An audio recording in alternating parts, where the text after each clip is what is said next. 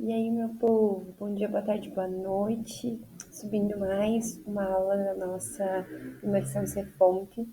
E o assunto que a gente vai conversar agora é sobre o batismo, esse nosso sacramento de iniciação à vida cristã, à vida católica e, acima de tudo, à nossa vida como e enquanto criaturas que passam a ser filhos de Deus, né? O momento da adoção filial que Deus Pai tem para conosco acontece no batismo. Então, esse momento em que a gente sai, a gente deixa de ser criaturas para nos tornarmos filhos, co-herdeiros do reino de Deus junto com Jesus. E para a gente conhecer um pouquinho mais sobre o batismo, a gente precisa entender as três fases que abraçam esse batismo, tá? Primeiro, nós somos, então, filhos, nós somos primeiro criaturas de Deus. Quando que a gente vira criatura de Deus? Quando que isso acontece? Materialmente falando, acontece na concepção, geneticamente falando. A estrutura do ser humano, como criatura de Deus, ela vai acontecer na concepção. A dignidade humana, ela é imputada em cada corpo físico, material, e em cada alma sonhada, desejada e planejada por Deus no momento da concepção, onde as células se encontram, se multiplicam e tornam-se vida e ganham vida através do espírito e da alma, que é imputada por Deus. Então, toda vida que nasce, ela nasce por um desejo, uma proposta e um anseio de amor do nosso Deus. Então, do momento da concepção, do plano de Deus, somos todos criaturas. Então, na barriga da mãe, essa criança que está ali sendo formada, ela já vai ser formada, ela já nasce com esse olhar de ser uma criatura. Ela é uma criatura amada por Deus, assim como os lírios, como as rosas, como todos os seres humanos. O passo que a gente dá para que essa criatura de Deus se torne filha, essa adoção filial, essa adoção de Deus para com a gente, para conosco, ela se dá através do sacramento do batismo. Nós, católicos, celebramos o batismo ainda enquanto criança, mediante a expressão do desejo dos nossos pais, que tomam por decisão batizar os seus filhos na igreja e passar a fé que professam adiante. Esse sacramento, ele vai ditar todos os outros sacramentos da nossa vida, porque a vocação para a qual Deus chama cada pessoa, ela recebe a sua primeira infusão de graça no nosso batismo, que é o chamado à santidade, a irmos todos para o céu, mas que vai passar nitidamente, claramente por esse lugar de pertencer à igreja, pertencer ao membro místico de Deus, ao corpo místico de Deus, e tem um lugar predestinado desde toda a eternidade e desenhado de Deus para aquela pessoa. O batismo, ele é a porta de entrada para o céu. É o momento onde a gente diz para aquela criança, o pai e a mãe diz sobre aquela criança: meu filho, minha filha, eu te desejo o céu. Aqui está o primeiro degrau que você vai caminhar. Nós sabemos que existem muitas pessoas que não receberam o batismo enquanto crianças. Essas pessoas, elas vão passar por um processo de batizar-se na Igreja Católica após ser adulto. Então, até o momento da concepção, até o momento da decisão do batismo, estas pessoas, dentro da misticidade, dentro da doutrina católica, a gente chama essas pessoas de criaturas de Deus, no sentido de sermos uma criação do Criador, de Deus Pai, da Santíssima Trindade, como uma obra completa, né? Deus Pai, Deus Filho e o Espírito Santo. Com o batismo, recebemos essa adoção filial, mesmo o adulto, que não foi batizado lá quando criança, que vai se batizar depois de mais velho, depois de consciente dessa decisão, tanto a criança quanto o adulto, ele é chamado a uma vida nova. Essa vida nova, ela vem e ela brota, primeiro, do amor de Deus para conosco e, em segunda instância, do nosso dever como cristãos batizados.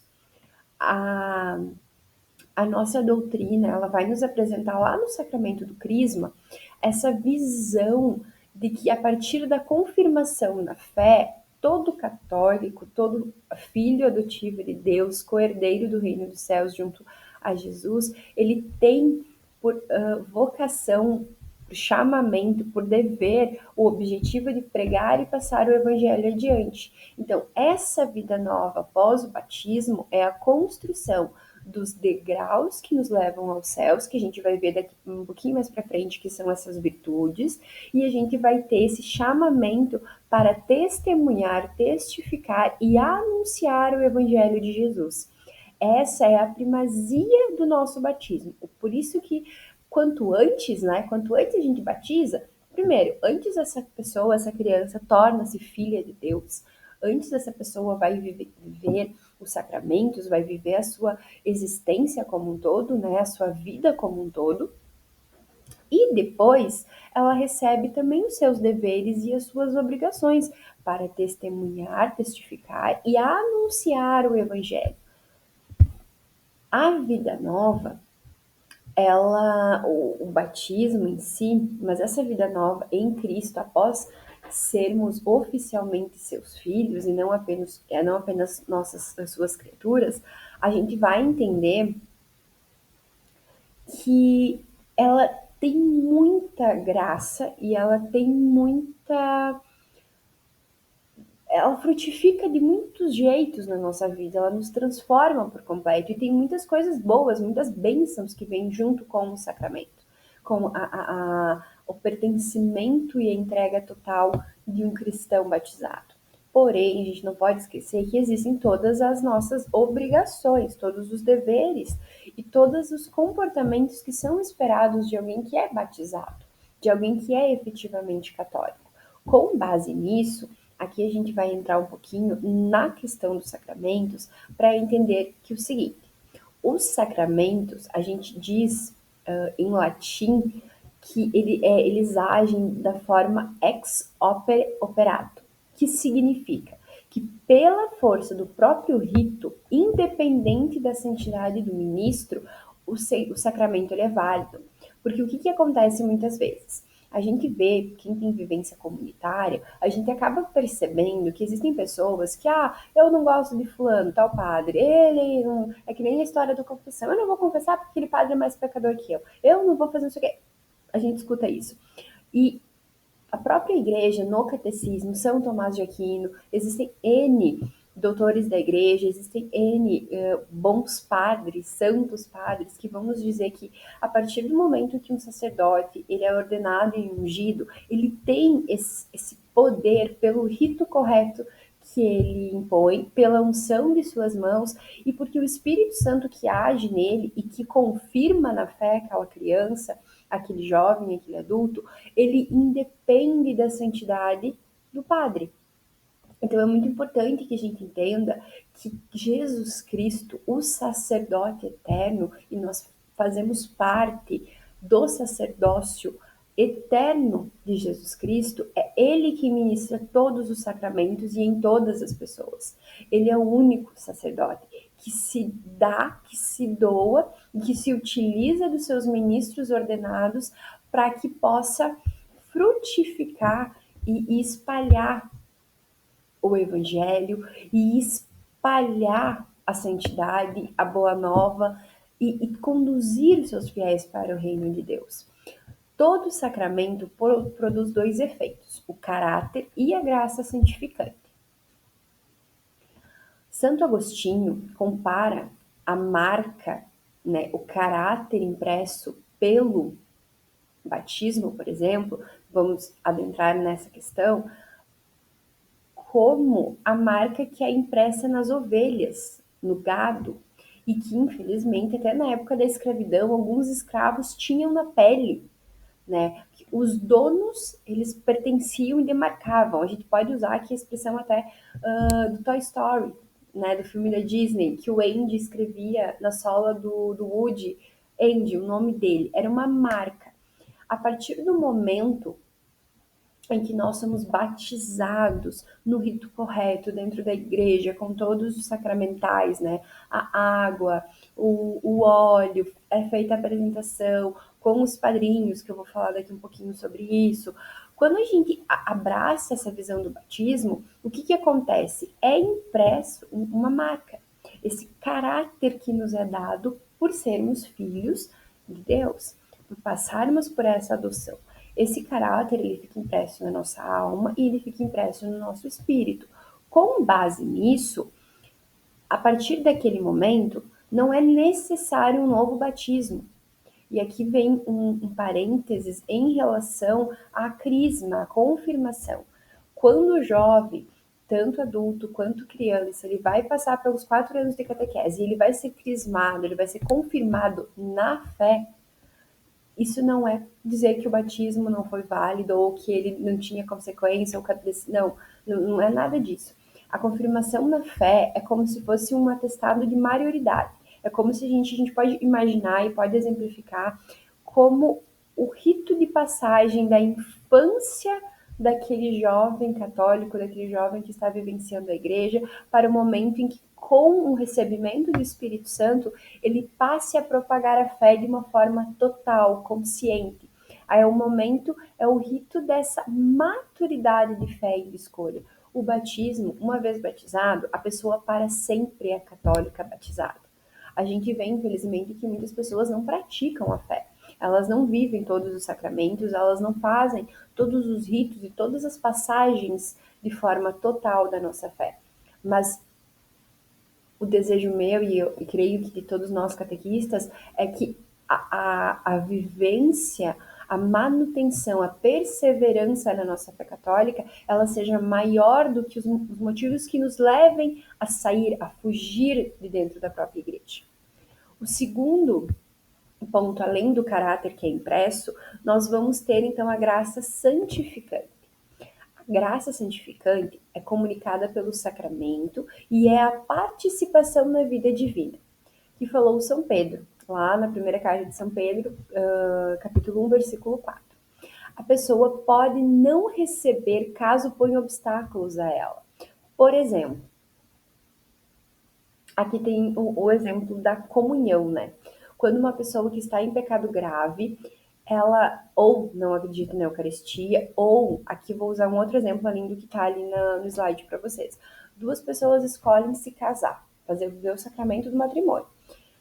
Uma dessas pessoas não quer ter filhos, a outra quer, mas ela sobe até o altar e diz sim à abertura à vida, sim ao recebimento. Isso é uma mentira. A pessoa ela sobe no altar falando da boca para fora, ou no coração dela, ela não vai aceitar isso. Existe hoje, sempre existiu, mas existe hoje um grande número, e muito se fala, dos casos de nulidade matrimonial, onde é verificado se realmente chegou a existir esse casamento. Porque existem algumas construções, existem algumas edificações que são feitas entre duas pessoas que levam a querer o sacramento do matrimônio e que podem anular a, a veracidade, que podem contestar que não existiu, né, um verdadeiro sacramento, porque existe esse obstáculo. Existem algumas pequenas portinhas fechadas que fazem com que Deus não atue plenamente e que não se consuma, né? No caso do sacramento do matrimônio, a gente diz que duas pessoas contraem o sacramento do matrimônio, elas vão contrair essa aliança, elas vão passar a ser uma só carne, mas para que isso aconteça, precisa ter a liberdade, tem que estar aberto à fecundidade, e precisa ter a fidelidade, e isso sem barreiras, tem que ser de uma forma completa. E no caso, por exemplo, da Eucaristia, se aquele jovem ou aquele adulto, a questão do pecado grave, do pecado mortal, mas assim, não consegue ter a consciência real de que é Jesus Cristo que está ali, não consegue ter a dimensão da divindade sobre a espécie da hóstia, sobre o vinho, isso, a graça, ela não atua da mesma forma. Na carta de São Paulo aos Romanos, a gente começa a entender um pouquinho da relação entre Deus que emana graça, e entre nós, batizados, filhos de Deus, que correspondemos a essa graça. Se eu estou em pecado grave, eu quebro essa relação. Se eu quebro essa relação, no momento em que eu vou comungar, se eu não tiver feito a minha confissão, não tiver arrependido, não tiver cumprido a minha penitência, eu estou afastado de Deus. Então eu vou acrescentar um pecado aonde eu já estou pecando. Eu só estou acrescentando dificuldades. Só estou acrescentando motivos que me afastem de Deus, né? A Eucaristia, ela é verdadeiramente Jesus Cristo ali. É 100% Jesus. Então, todas as vezes que nos colocamos diante de um sacrário, diante do Santíssimo Sacramento, que nos ajoelhamos para receber a comunhão, é Jesus Cristo vivo ali. Não é uma simbologia. Nós não estamos criando um símbolo para relembrar o que aconteceu na última ceia. Nós estamos vivendo novamente o mistério da paixão. Todos os dias, em todas as missas celebradas, em todo o mundo, em todas as igrejas católicas apostólicas, sendo romanas ou alguns outros ritos de outras vertentes ali que nós temos. Para concluir um pouquinho sobre o batismo, aqui a gente não está conseguindo entrar 100% em tudo, teria muitas outras coisas para a gente falar, mas para começar a clarear um pouquinho mais desse assunto, nós vamos olhar para a questão dos padrinhos de batismo, assim como os padrinhos de casamento, mas nesse caso, os padrinhos de batismo, eles são muito importantes e eles carregam uma missão muito grande. Eu não vou me recordar exatamente qual foi a santa, talvez Santa Catarina, ou Santa Maria Margarida Alacoque, eu não vou lembrar exatamente qual foi a santa que eu li, que escreveu sobre, eu ouvi, que falou sobre isso. Mas, na nossa tradição, tem uma irmã, né, uma santa, que nos diz que os padrinhos de consagração, de batismo, eles serão cobrados pela educação na fé de seus afilhados muito mais do que, por exemplo, os avós. Então, o trabalho de escolha dos padrinhos, ela é muito importante, porque a obrigação, o dever de um padrinho de consagração de uma criança é encaminhá-lo na fé. Ele precisa guiar os passos do seu afilhado para a fé, para manter-se unido a Jesus Cristo, para viver os sacramentos em sua plenitude, para viver uma vida em estado de graça. Então, um padrinho, uma madrinha precisa ser bem escolhido, não precisa ser com base em desejos sociais, com base no círculo de amizades que você tem, mas sim pessoas que vão conduzir os seus filhos na fé, de volta para Cristo, nessa caminhada que se inicia ao batismo e que vai ser concluída no dia da morte. Com a graça de Deus, que todos nós consigamos a unção dos enfermos e tenhamos a absolvição dos nossos pecados, para poder encontrar com o Cristo ali na frente. Então, assim, o sacramento do batismo, ele é, em sua grande totalidade, em sua grande majestade, o sacramento que nos tira de um estado de criatura e nos passa para um estado de filhos, e junto com isso, ele vai nos trazer, nos abrir um mar de oportunidades. Ele vai imprimir esse caráter em nós, ele vai nos garantir a graça santificante, que vai agir na nossa vida a cada sacramento que a gente faz. Tanto que agora eu lembrei, nós passamos durante nossa vida vários momentos fazendo a renovação das promessas batismais. No momento dessa renovação, tudo aquilo que os nossos pais e padrinhos, eles professam, as renúncias, o nosso credo, a gente refaz isso algumas vezes ao longo da nossa vida, porque nos transmite cada vez mais a ciência daquilo que a gente faz.